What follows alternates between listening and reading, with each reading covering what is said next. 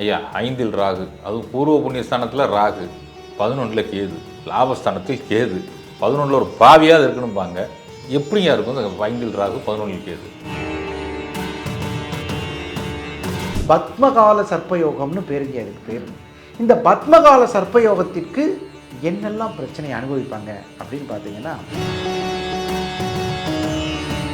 5ஆம் இடத்துல ராகு இருந்தாலே பூர்வீகத்தில் இருக்கக்கூடிய குலதெய்வ கோயிலுக்கு போவது மிகவும் கடினமாகும். அந்த வெற்றி கனி கிடைத்தும் அந்த வெற்றியை அனுபவிக்க முடியாத சூழ்நிலை, தூக்கமின்மை, உடலில் ஏற்பட்டக்கூடிய இந்த கேது நிலை, ஊசி அந்த குத்துற மாதிரி வலிக்குதுன்னு கேள்விப்பட்டிருக்கலாம். இதெல்லாம் உங்களுக்கு அந்த கேது வலிகளை கொடுத்துரும். 5ல் ராகு இந்த மாதிரி தொந்தரவுகளை உங்களுக்கு நிறைய பிரச்சனைகளை கொடுக்கும். இதுக்கு என்ன சொல்கிறான், சுயம்பு புற்று கோயில்கள் போகிறது ரொம்ப நல்லதுங்கிறாங்க. போனாலே சந்தோஷம் தரக்கூடிய ஒரு கோயில். நமக்கு ஒரு பிரச்சனை யாருக்கிட்ட போனால் சரியா இல்லையா இந்த உலகத்தில் அப்படின்னா, ஐயா சுகமே சொல்லுயா. ஐயா வணக்கம் வணக்கம் வணக்கம். ஐயா 5ல் ராகு, அதுவும் பூர்வ புண்ணியஸ்தானத்தில் ராகு, 11ல் கேது, லாபஸ்தானத்தில் கேது, 11ல் ஒரு பாவியாவது இருக்கணும்பாங்க. எப்படியா இருக்கும் இந்த 5ல் ராகு 11ல் கேது? ஐயா பொதுவாக ஒருத்தருக்கு ஜோசியம் தெரியாது, ஜோசியமே தெரியாது, அவரை கூப்பிட்டு 5ல் ராகு இருக்குன்னு சொல்லுங்கள், எங்கள் குழந்தை பாக்கியம் கிடைக்குமா அப்படின்னு கேட்பாங்க. அவருக்கு ஜோசியத்தில் அஸ்வினி நட்சத்திரத்துலேருந்து ரேவதி நட்சத்திரம் கூட தெரியாது. ஆனால் 5ல் உங்களுக்கு ஒரு ராகு இருந்தாலோ கேது இருந்தாலோ பயம் ஜாஸ்தி வந்து. 5ஆம் இடம்ங்கிறது ஒரு ஜாதகத்தில் ரொம்ப பலமான இடங்க. 5ஆம் இடத்தை வச்சு தான் ஒருத்தன் வாழ்க்கையிலே முன்னேற முடியும். 11 கட்டத்தில் எப்படி மாற்றி வேணாலும் இருக்கலாம். 5 பலப்பட்டுருச்சுன்னா ஆஹா அவன் விட்றாமாப்பிள்ளை ஜெயிச்சிருவான். 5ஆம் இடம் அவ்வளவு. 5ஆம் இடத்து ராகு, நிறைய பேர் குழந்தை இல்லை, குழந்தை கஷ்டப்படுது, குழந்தை கிடைக்கல அப்படின்லாம் ஃபீல் பண்ணுவாங்க. 5ஆம் இடத்துல ராகு இருந்தால் 11ஆம் இடத்தில் உங்களுக்கு கேது வந்துடுவார். இந்த 5ஆம் இடத்தில் ராகு இருந்து 11ஆம் இடத்தில் கேது இருக்கிற எந்த லக்னங்களாக இருந்தாலும் பத்மகால சர்ப்பயோகம்னு பேருங்க அதுக்கு பேர். இந்த பத்மகால சர்ப்பயோகத்திற்கு என்னெல்லாம் பிரச்சனையை அனுபவிப்பாங்க அப்படின்னு பார்த்தீங்கன்னா, குழந்தை, நீங்கள் சொன்ன வார்த்தை அருமையான வார்த்தை. 5ஆம் இடம்ங்கிற குழந்தை, பூர்வ புண்ணியம், சொத்து பிரச்சனைகள். நீங்கள் பாருங்கள், சில இடங்களில் நீங்கள் கேள்விப்பட்டிருக்கீங்க, 30-40 வருடமாக எங்கள் சொத்து பிரச்சனை தீரலைங்கயா, நம்ம கோர்ட்டில் கேஸ் போட்டு அலைஞ்சிக்கிட்டே இருப்பாங்க. அதை சொல்லும்போது சிரிச்சுட்டு சொல்லுவாங்க, இந்த பிள்ளை பிறக்கும் போது சொத்து பிரச்சனைங்கயா, இப்போ இந்த பிள்ளை பேரம்பேத்தி எடுத்துருச்சு, இன்னி வரல அப்படிவாங்க. அந்த 5ஆம் இடம் அவ்வளோ வலிமையான இடம். இது ஒரு பக்கங்க. குழந்தைகளால் மனக்கவலை, குழந்தைகள் படிக்கவில்லை, குழந்தைகளுக்கு திருமணமாகவில்லை, குழந்தைகளுக்கு தேவையான சொத்தை கொடுக்க முடியவில்லை, குழந்தைகளை சந்தோஷமாக பார்த்து கொள்ள முடியவில்லை. இல்லை, ஒருவேளை சொத்தே கிடைச்சா கூட அந்த குழந்தை அனுபவிக்காது. நல்லா வீடை பார்த்து கட்டிட்டு இங்கே வாடகை விட்டு அது யூஸில் இருக்கும். ஏன் கேட்குறீங்க? அங்கே இருந்துட்டு பெயிண்டெல்லாம் அடிச்சிருக்கேன் பார்த்து கொஞ்சம் கவனமா அப்படின்னு சொல்லும். ஆசைப்பட்டு ஊஞ்சல் வாங்கி போட்டு இன்னொருத்தர் ஆடிக்கிட்டு இருப்பாங்க, இது கேமராவில் பார்த்துக்கிட்டு இருக்கோம். ஆமாம், பார்த்துங்க, கேட்ட மெல்லமாக சாத்துங்க, ரொம்ப காஸ்ட்லி அப்படிலாம் சொல்லுவாங்க. இதெல்லாம் காரணம் என்னென்னா, அந்த 5ஆம் இடத்தில் ராகு. இந்த 5ஆம் இடத்துல ராகு இருந்தாலே பூர்வீகத்தில் இருக்கக்கூடிய குலதெய்வ கோயிலுக்கு போவது மிகவும் கடினமாக இருக்கும். வெளிநாடு நான் சில சமயம் போகும்போது நிறைய பேர் கேட்பாங்க, ஐயா பிரசன்னம் பார்த்து அந்த குலதெய்வத்தை கண்டுபிடிங்க, உங்கள் ஜாதத்தில் 5ல் ராகு இருக்கா, கேது இருக்கானா? ஆமாம் சார், 5ல் ராகு சார்.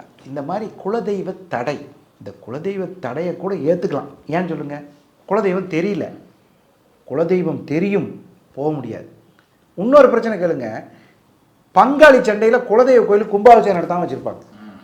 அது வாட்டில் கிடக்கும், காசு இருக்கும், கோயிலுக்கு ஃபண்டு இருக்கும், ஆனால் அந்த தெய்வம் போங்கடா நீங்களும் அப்படின்னு சொல்லிட்டு அது வாட்டில் பேசாமல் இருக்கும். குலதெய்வ தடை.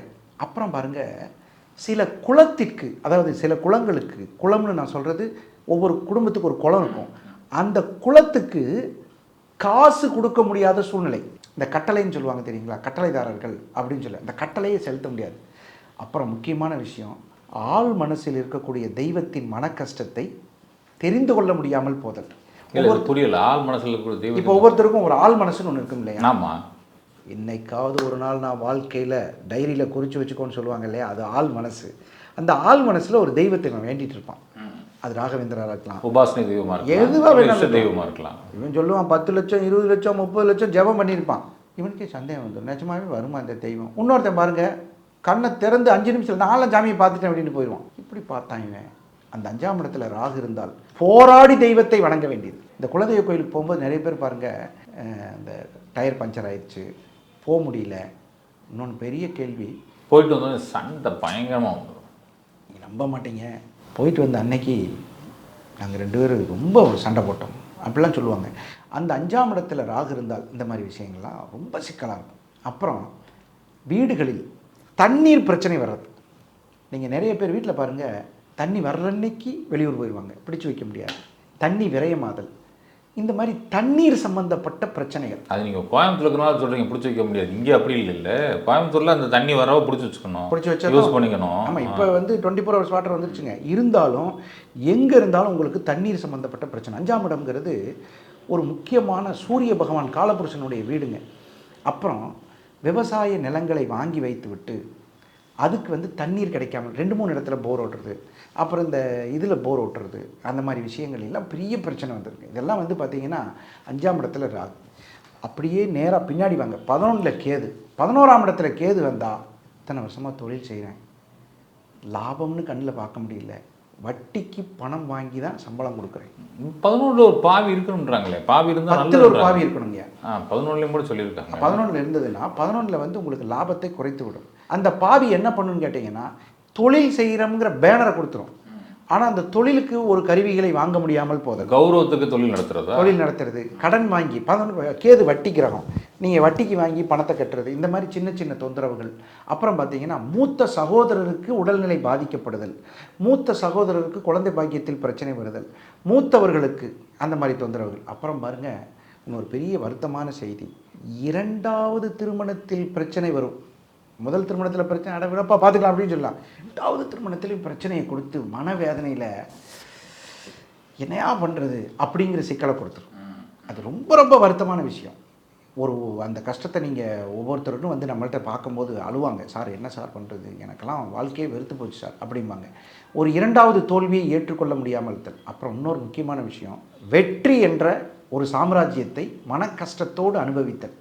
ஒரு வெற்றி இருக்கும், அந்த வெற்றியை ரொம்ப செலவு பண்ணிட்டோமோ, இந்த வெற்றி அடைஞ்சதுக்கு நீங்கள் பாருங்கள், 1 லட்ச ரூபா செலவு பண்ணி ஒரு 20,000 ரூபா வருமானம் வந்தால் எப்படி இருக்கும்? அந்த மாதிரி ஏன்டா ஜெயிச்சோம்னு கவலைப்பட வைக்கிறது அந்த மாதிரி. இப்போ பாருங்கள், அப்புறம் ஒரு மிகப்பெரிய நடிகரோடு போட்டி போடுதல். ஓட்டு வித்தியாசம் பார்த்தீங்கன்னா 1 லட்சம் ஓட்டில் வித்தியாசம் செய்யும்போது அப்படி அந்த கெத்து இருக்கும். 500 ஓட்டு 1000 ஓட்டு என்னத்தை நீங்கள் பெருசாக ஜெயிச்சிட்டீங்க, 600 ஓட்டு அது நீங்கள் போட்டால் எந்த ஓட்டுன்னு தெரியல அப்படின்னு சொல்லுவாங்க சில பேர்லாம். பார்த்தீங்கன்னா அந்த வெற்றியை கொண்டாட முடியாமல், ஓகே சரி விடு நானும் ஜெயிச்சிட்டேன் அப்படிங்கிற மாதிரி வர்றது, 1 ரனில் ஜெயிக்கிறது, 2 ரனில் ஜெயிக்கிறது, இந்த மாதிரி விஷயங்கள்ல இந்த 11ஆம் இடத்துக்கு கேது தான். கோச்சாத்தில் கூட அப்படி இருந்தால் அந்த கிரிக்கெட் மேட்ச் நடக்கிறப்போ அதுக்கு கணிச்சிடுறாங்க இப்போல்லாம். ஆமாம், அந்த முண்டே அஸ்ட்ராலஜியில் கண்டுபிடிச்சிடலாம். ஐயா, முக்கியமான விஷயம் என்னன்னு கேட்டிங்கன்னா, ஒரு கல்யாணம் பண்ணுறோம், கல்யாணம் எதுக்காக பண்ணுறோன்னா வம்ச விருத்தி. ஆமாம், அதான் முதலே சொன்னீங்க, குழந்தைங்களாவது பிரச்சனை. அந்த வம்ச விருத்தியில் நிறைய சிக்கல் இருக்கியா. என்ன உங்களுக்கு குழந்தை இல்லையா, வாங்க ஐவிஎஃப் பண்ணலான்னு கூப்பிட்டு போவாங்க. அந்த ஐவிஎஃப்பில் எவ்வளோ பிரச்சனை இருக்குது தெரியுங்களா?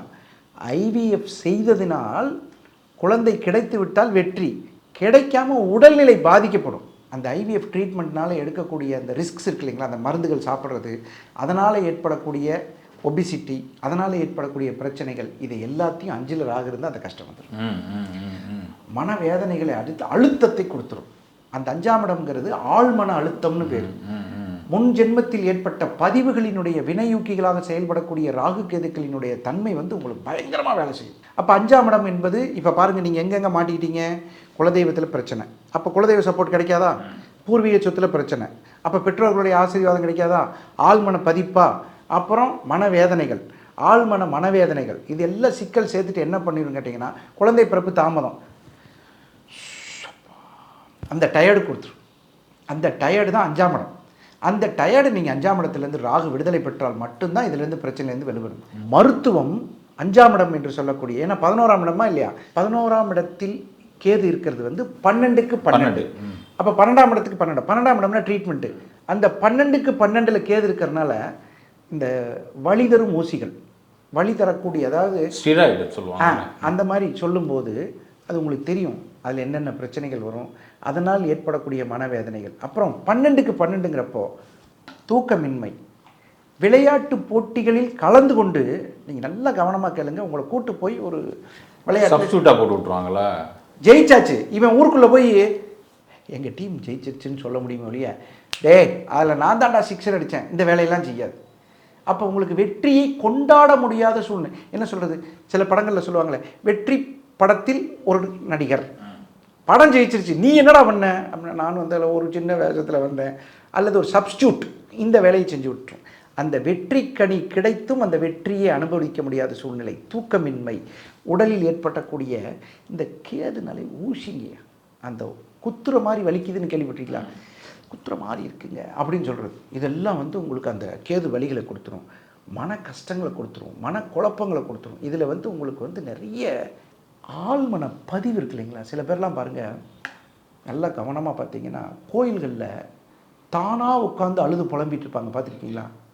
அழுவாங்க, நமக்கு கூட மனசு வரும், என்னன்னு சொல்லுங்கண்ணா, தன்னுடைய வேதனைகளை கூட சொல்லி அழுவதற்கு ஆள் இல்லாமல் இருத்தல். அன்றைக்கி கொஞ்சம் நேரம் கேளப்பா, என் பிரச்சனையை கேளுப்பா, அதுக்கு ஆள் வேணுமில்ல, நீங்கள் யார்கிட்ட சொல்லுவீங்க? நம்பிக்கையான நபர்கள் இல்லாமல் இருத்தல்.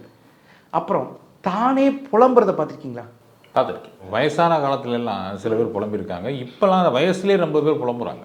ஐயா தானா அவங்க ஒரு அசம்ஷன் வச்சுக்கிறாங்க, இது இப்படித்தான் இருக்குமோன்னு நினைக்கிறாங்க. அது பேச ஆள் கிடைச்சா அவன் சத்தியம், கேட்குற ஆள் சத்தியம், அந்த அளவுக்கு அச்சத்தை இறக்கி வச்சுருவோம். ஆமாம், அந்த 11ஆம் இடத்துக்கு கேதும் அப்படி. இங்கே வந்தீங்கன்னா 5ல் ராகு, இந்த மாதிரி தொந்தரவுகளை உங்களுக்கு நிறைய பிரச்சனைகளை கொடுக்கும். இதுக்கு என்ன சொல்கிறான், சுயம்பு புற்று கோயில்கள் போகிறது ரொம்ப நல்லதுங்கிறான். உங்களுக்கு சுயம்பு புற்று கோயில்கள் மிக அற்புதமாக இருக்கும். இந்த 5ஆம் இடங்கிறது பூர்வ புண்ணிய ஸ்தானம். அதே மாதிரி 11ஆம் இடம் என்பது வெற்றி ஸ்தானம். இந்த வெற்றியை கொண்டாடணும். நான் எனக்கு 11ல் கேது வந்துருச்சு, இதை நான் வந்து இது தாசில்தார்ட்ட கொடுத்தோ யாருக்கிட்டையும் கொடுத்து என்னால் மாற்ற முடியாது, இதுக்கு எதாவது விமோச்சனம் இருக்கா, இதான் நம்ம உறவுகளுக்கு சொல்ல போகிறோம். ஐயா, ஒரு அருமையான கோயிலுங்க, போனாலே சந்தோஷம் தரக்கூடிய ஒரு கோயில். நமக்கு ஒரு பிரச்சனை யார்கிட்ட போனால் சரியாகுங்கய்யா இந்த உலகத்தில் அப்படின்னா, அன்னை, அம்மா, அம்மாங்கிற ஒரு ஸ்தானத்தில் இருக்கிறவங்கள்ட்ட போனால் தான் அந்த பிரச்சனை சரியாகும். அம்மா மடியில் படுத்தாலே 1000 கவலைகள் மறந்து போகும். ஆமாம், அன்னை மடியில் தலை வைத்திருந்தால் 1000 கவலைகள் மறந்து போகுங்கிறது உண்மை. அம்மா என்று அழைக்கக்கூடிய, பாசமுடன் மட்டும் இல்லை பக்தியோடையும் அழைக்கக்கூடிய அந்த தாய் ஸ்தானத்தில் இருந்து நம்மளுடைய கவலைகள், அங்கே போனாலே அவர் என்ன தெரியுமா சொல்லுவாருங்க, அம்மா இருக்கேன் பார்த்துக்கிறேன். நம்ம அம்மா நாராயணி அம்மாவா? Super super super. அந்த நாராயணி அம்மா போய் நீங்கள் சொன்னாலே போதும், அதிர்ஷ்டசாலிகளுக்கு அம்மாவே பேசும் பாக்கியம் கிடைக்கும். இல்லை, புற்று கோயில் அங்கே இருக்குது, சுயமான புற்று. ஆமாங்க, அம்மா 1992 அங்கே தான் இருக்காங்க. அது காமதேனு பீடங்கய்யா. அதாவது காமதேனுன்னா என்னங்க அர்த்தம் சொல்லுங்க? கேட்பதே கொடுப்பது. அவ்வளோதான், யோசிக்க பிரச்சனை புரியுதுங்க. 5ஆம் இடம் என்பது காமதேனு, கேட்ட வரம் தரும் காமதேனு. எனக்கு ஒரு அழகான மனைவி வேணும் இந்தா, ஒரு அழகான குழந்தை வேணும் இந்தா, ஒரு நல்ல காசு வேணும் இந்தா, உனக்கு ஒரு என்ன வேண்டாலும் கேட்டதை கொடுக்கறதுக்கு பேர் காமதேனு.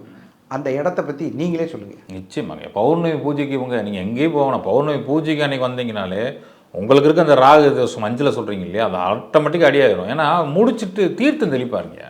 அது நம்ம எத்தனை பேர் இருந்தாலும், ஆமாம், கடைசி வரைக்கும் போய் தெளிச்சு தான் வருவார். எத்தனை பேர் இருந்தாலும் தெளிச்சு தான் வருவார். அந்த தீர்த்தம் பயங்கர பவர்ஃபுல்லாக, கிட்டத்தட்ட ஒரு 3.5 மணி நேரம்ல இருக்குது. ஆமாம், யாகத்தில் 3.5 மணி நேரம்.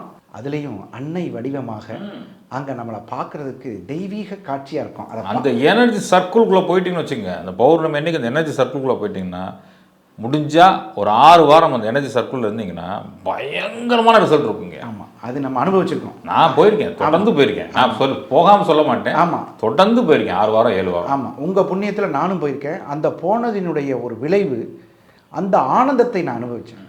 அதாவது எங்கேயாவது தூரத்துலேருந்து அம்மாவை பார்க்க மாட்டோமா அப்படின்னு நினச்ச எனக்கு கிட்டத்தட்ட 4 மணி நேரம் அம்மா கூட பேசக்கூடிய பாக்கியத்தை, அந்த அம்மா சொல்கிற வார்த்தை, நான் இருக்கேன் பார்த்துக்கிறேன், அதை கேட்கும் போதே பிரச்சனை சால்வ் விடுங்க. அப்புறம் இன்னொன்று கேட்பாங்க, என்ன வேணும், அம்மா ஆசீர்வாதம் தப்பா, அழகா அந்த அந்த அன்னை போன்ற அம்மான்னு அவங்கள கூப்பிடும்போது உங்களோட பிரச்சனைகள் சால்வ் ஆகிடும். நிச்சயமாக. 800 பசுமாடுகள் கொண்ட அந்த ஸ்தலம், அங்கே தெய்வீக சக்தி இருந்தால் மட்டும்தான் பசுமாடு உங்களுக்கு தெரியும், இருக்கக்கூடிய பாக்கியம் கிடைக்கும். அதே மாதிரி அந்த கோயிலுக்கு போயிட்டு மகாலட்சுமி அவர்களுடைய அபிஷேகம் அவங்களே பண்ணிட்டு வர்றது. ஆமாம், கேதுங்க விநாயகர் கிட்டத்தட்ட 1500 கிலோ வெள்ளி, வைடூரியம் எவ்வளோ கேரட்டில் வைடூரியம் இருக்குது. கேதுக்கு ராகு கேது பிரச்சனைக்கு சரியான ஸ்தலம் அதுங்க. இது நிறைய பேருக்கு தெரியாதுங்க. எல்லாம் என்ன தெரியுமா நினச்சிப்பாங்க, தங்க கோயில் தங்க கோயில் தங்க கோயில். தங்க கோயிலில் தங்குறதுக்கு கோயில், தங்கத்தில் கோயில்.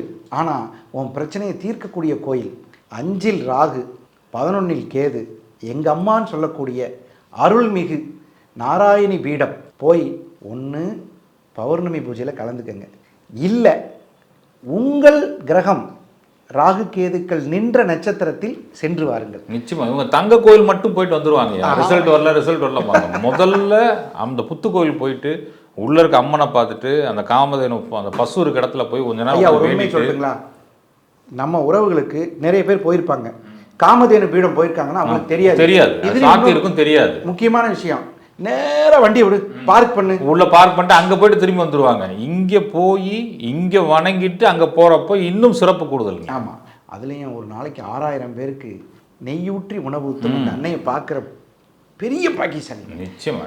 நாராயணி அம்மாவினுடைய அருளாற்றலை அது பாருங்க. முதல்ல ஐயா வாக்கு சொல்லிட்டு இருக்கும்போது இங்கே தான் சொல்லிட்டு, ஆமாம், அந்த புத்துக்கோயிலில் உட்காந்துருப்பாரு. அந்த எனர்ஜி டிவைனே அங்கே தானே ஐயா, புத்துக்கோயில் தானே. இன்னைக்கும் அந்த பௌர்ணமி பூஜைகள் நடக்கிறது அங்கே தான் நடக்குது. நம்ம கோயிலுக்குள்ள நடக்காது, அங்கே தான் நடக்கும். ஆமாம், நம்ம போயிட்டு இதில் எத்தனை தூண் இருக்குது, இதில் எந்த தங்க தூணுலாம் அங்கே வெளியில் வர்றப்பே அந்த புத்துக்கோயில் இருக்கும். நின்று அவங்க வழிபட்டு ஃபஸ்ட்டு புத்துக்கோயிலை வழிபட்டுட்டு அதுக்கப்புறம் தான் உள்ளே போகணும். இது நிறைய பேருக்கு தெரியாதியா. எல்லாரும் என்ன நினைப்பாங்களா, நேராக அங்கே போயிடுவாங்க. என்னை பொறுத்த வரைக்கும் நம்ம உறவுகளுக்கு 5 ராகு 11 கேது இருந்தால் ஆணையிட்டு சொல்கிறேன். நான் என்ன காரணம்னு கேட்டிங்கன்னா, போனவங்களுக்கு விமோச்சனம் ஈஸியாக கிடைக்கும். 6000 5000 பேருக்கு தினமும் அன்னதானம், 800 பசுமாடுகள் சாப்பிடக்கூடிய இடம், கேது என்று சொல்லக்கூடிய 11 கேது. போன உடனே நீங்கள் விநாயகர் தான் பார்க்க போகிறீங்க. அந்த விநாயகர் வைடூரியத்தோடு இருக்கிறார். அந்த வைடூரியத்தினுடைய கதிர்வீச்சுக்கள் நம்ம மேலே விழுகும். அதை வடிவமைக்கப்பட்டதே அப்படித்தான் இருக்கும். அதை பார்க்குறோம், அடுத்தது போகிறோம், இப்படியே சுற்றி வச்சு நீங்கள் அஸ்வினி சுக்கரன் அங்கே அம்மா மகாலட்சுமி உட்காந்துருப்பாங்க.